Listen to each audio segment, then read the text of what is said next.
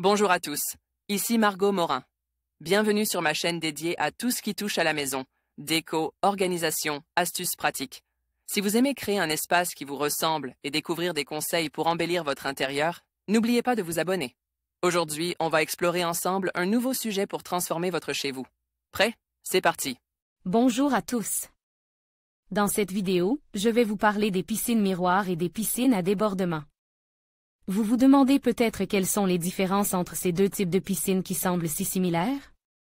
Je vais vous expliquer leurs caractéristiques, leurs avantages et inconvénients, ainsi que les critères à prendre en compte pour choisir celle qui conviendrait le mieux à votre projet. Restez avec moi pour découvrir tout ce qu'il faut savoir sur ces magnifiques installations aquatiques. Piscine miroir et piscine à débordement sont régulièrement confondues. S'il est vrai qu'elles présentent quelques similitudes, il s'agit pourtant bel et bien de deux installations radicalement différentes. Piscine miroir et piscine à débordement, voici comment les distinguer. L'esthétique. La piscine miroir se distingue par la particularité de son bassin, le niveau de ses quatre bords se situe au niveau de la plage et de la ligne d'eau. Afin que l'eau s'écoule de façon égale sur chaque bord, son bassin doit impérativement être rectangulaire. La piscine miroir arbore donc des lignes épurées et aucune pisse rapportée n'est visible, comme un skimmé ou un bac tampon, pour ne pas ternir l'esthétique de votre bassin. La piscine à débordement est une piscine enterrée, dont l'eau déborde du bassin de nage vers un bassin secondaire de récupération. Bac tampon, situé en contrebas.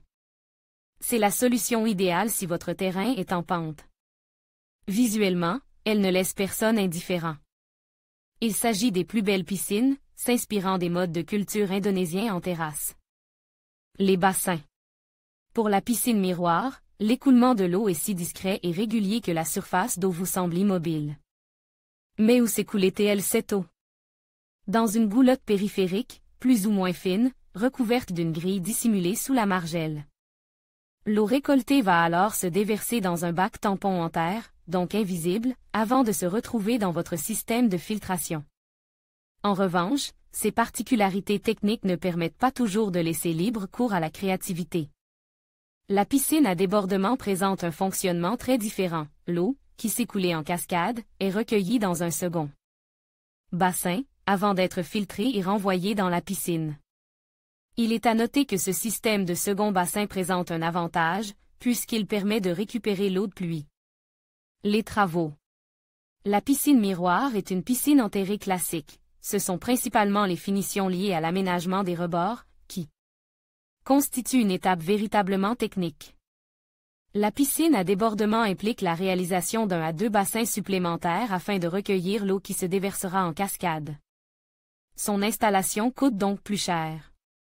Sa construction met en œuvre des techniques et des équipements vraiment spécifiques.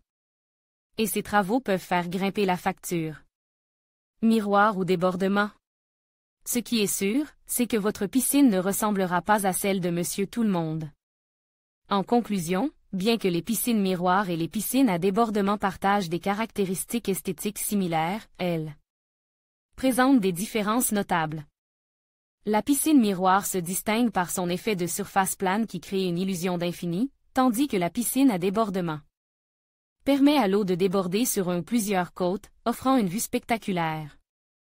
Le choix entre ces deux types de piscines dépendra de vos préférences personnelles, de l'architecture de votre espace extérieur et de votre budget.